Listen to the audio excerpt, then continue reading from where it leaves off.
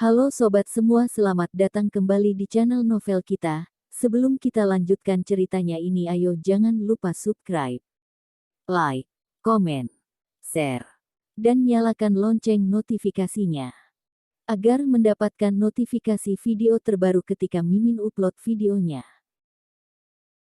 Dr. Stranger Thomas Kin, bab 14 suka menjadi anjing. Book. Henry Zhang jatuh dengan keras ke tanah. Batu bata biru semuanya hancur, dan organ dalam bergejolak parah.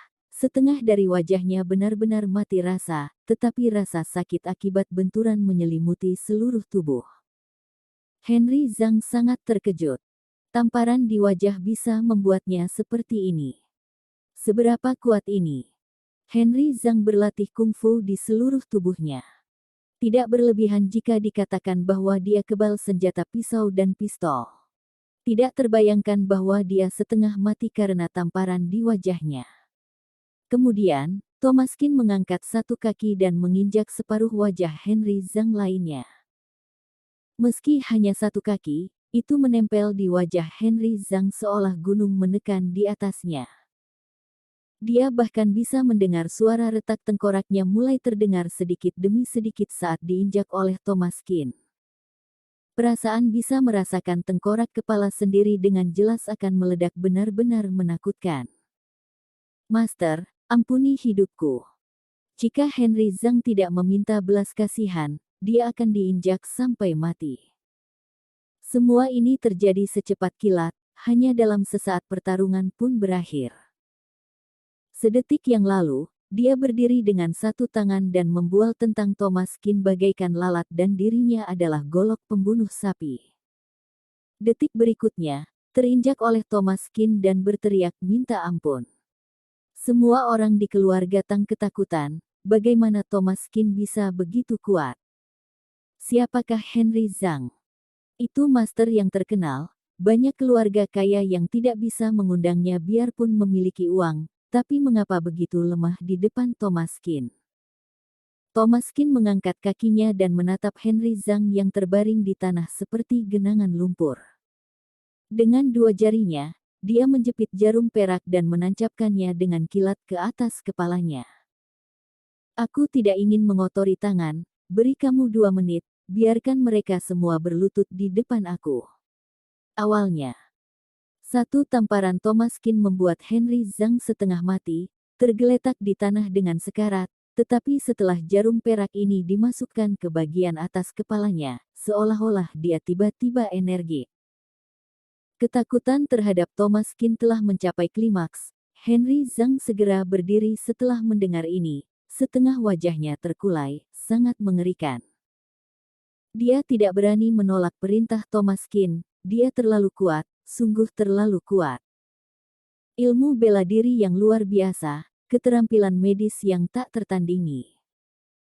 Jika dia ingin kamu maka kamu akan hidup, jika ingin kamu mati, kamu akan mati. Henry Zhang bergegas menghampiri orang-orang dari keluarga Tang.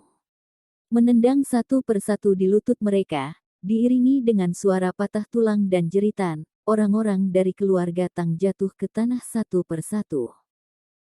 Akhirnya tinggal Abraham Tang yang duduk di kursi roda. Henry Zhang mengangkat lehernya seperti sedang membawa ayam, melemparkannya ke depan Thomas Kin, dan berlutut di tanah. Lututnya menghantam tanah. Abraham Tang yang belum sembuh lututnya, sekali lagi tersiksa oleh sakit lutut, berlutut di tanah dengan berkeringat di sekujur tubuh dan tidak bisa bergerak. Saat ini, semua orang di keluarga Tang ketakutan, dan wajah mereka pucat pasi. Mereka tidak menyangka Thomas Kin begitu kuat. Kin. Thomas Kin, kita ini kerabat. Waktu kecil, aku pernah memberimu angpau. Sambil melihat orang yang berbicara, Thomas Kin mencibir. Kerabat. Saat kalian memintanya untuk mencabut nyawaku tadi, mengapa tidak terpikir jika kita adalah kerabat? Saat keluarga Kin dihancurkan dalam semalam, saat kalian berpura-pura tuli dan bisu, mengapa tidak terpikirkan kita adalah kerabat? Mengapa tidak berpikir bahwa kita adalah kerabat saat memasukkan Bibi Feng ke dalam sangkar? sekarang berlutut di depan aku dan tahu memohon belas kasihan sambil menggoyangkan ekor. Keluarga Tang kalian benar-benar sudi menjadi anjing untuk orang lain. Abraham Tang berlutut di tanah, wajahnya pucat pasi. Thomas Kin, masalah sudah seperti ini, tiada yang bisa aku katakan, kuharap kamu memandang adik perempuan aku, biarkan kami hidup. Thomas Kin mencibir, kamu masih memiliki muka untuk menyebut ibu aku. Lupakan saja, berdebat dengan sampah seperti kalian, itu benar-benar tidak ada artinya. Boleh biarkan kalian hidup. 3 syarat. Pertama, bersujud pada Bibi Feng dan minta maaf. Abraham Tang mengertakkan gigi dan menahan rasa sakit yang menusuk di lututnya. Dia berbalik dan membenturkan kepalanya ke Bibi Feng. Maaf. Orang lain dari keluarga Tang juga bersujud meminta maaf. Mata Bibi Feng sedikit merah, kepedihan hatinya akhirnya hilang hari ini. Kedua, siapkan papan nama peringatan untuk ibu aku dan sembahyangilah setiap hari. Ibu Thomas Kin adalah nona keluarga Tang. Setelah meninggal, sudah seharusnya memiliki papan nama peringatan untuk disembahyangi oleh para keturunan. Oke, lakukan sekarang juga. Ketiga, 2 hari lagi, biarkan semua orang keluarga Tang pergi ke kuburan almarhum keluarga Qin untuk sembahyang dan memakai baju berkabung. Ini. Wajah Abraham Tang terlihat serba salah. Masalah ini tidak bisa diumumkan oleh aku tidak bisa mengambil keputusan untuk ini. Thomas Kin mencibir, mengulurkan tangannya mencekik leher Abraham Tang, dan mengangkatnya dengan satu tangan. Kamu ingin aku menyiksamu? Atau membiarkanmu meninggal dalam waktu singkat? Abraham Tang ketakutan hingga jiwanya bagaikan terbang menjauh. Hanya kakinya yang terkulai lemah memberontak, dan berusaha mengeluarkan suara dari tenggorokannya. Baik-baik, aku setuju. Thomas Kin melepaskan tangan dan Abraham Tang jatuh ke tanah. Kamu hanya perlu memberitahu, yang tidak datang akan tanggung risiko sendiri, termasuk kalian juga. Kalian ingat semua yang aku katakan. Abraham Tang dan yang lainnya menganggukkan kepala berulang kali, terlihat sangat ketakutan. Bagaimanapun juga itu adalah keluarga ibunya, Thomas Kin tidak membasmi semuanya tanpa pandang bulu, masih membiarkan mereka hidup.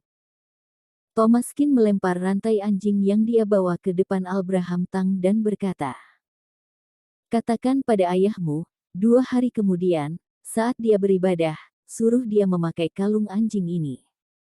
Bukankah dia suka menjadi anjing? Aku memenuhi keinginannya. Abraham Tang hanyalah pesuruh.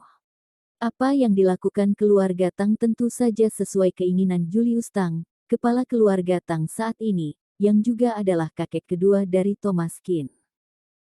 Karena dia suka menjadi seekor anjing, Thomas Kin membiarkan dia merasakan rasa menjadi seekor anjing. Setelah berbicara, Thomas Kin dan Bibi Feng meninggalkan keluarga Tang. Melihat tali anjing di tanah, semua orang menggigil. Thomas Kin itu mengerikan. Kakak, menurutmu jika ayah tahu, apa yang akan dia lakukan? Abraham Tang sedang kesakitan saat ini, sudah setengah terluka, dan menggelengkan kepalanya. Aku tidak tahu apa yang akan dilakukan ayah. Jika aku terus disiksa seperti ini, nyawa akan melayang. Jika balok kayu atas miring maka balok kayu bawah juga bengkok. Anak cucu keluarga Tang sangat egois. Mereka memikirkan kepentingan sendiri dan tidak peduli dengan kehidupan serta nyawa, meskipun itu adalah ayah kandung sendiri. Semua orang di keluarga Tang dengan tergesa-gesa membantu Abraham Tang. Setidaknya dia juga merupakan tuan muda dari keluarga besar, sungguh sulit dipercaya disiksa oleh Thomas Kin 2 kali berturut-turut hingga seperti ini.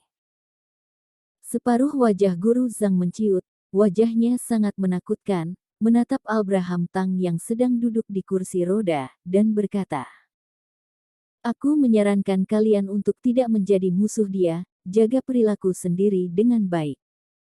Setelah berbicara, Henry Zhang pergi. Kekuatan Thomas Kin berada di luar imajinasinya. Meski hanya dipukul sekali, Henry Zhang mengetahui jarak antara tingkatan dirinya dan Thomas Qin bagaikan langit dan bumi.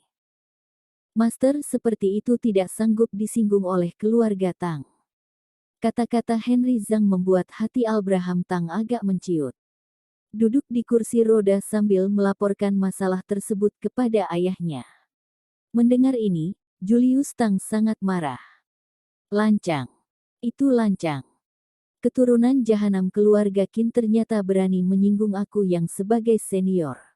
Menyuruh aku menjadi anjing untuknya. Julius Tang sangat marah sehingga dia memecahkan beberapa cangkir teh. Pernikahan antara keluarga Tang dan keluarga Qin telah memberikan pukulan telak bagi keluarga Tang.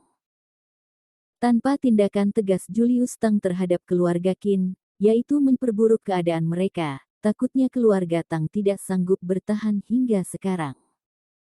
Tanpa diduga, keturunan jahanam keluarga Qin berani kembali dan mencari kematian. Bersambung. Titik.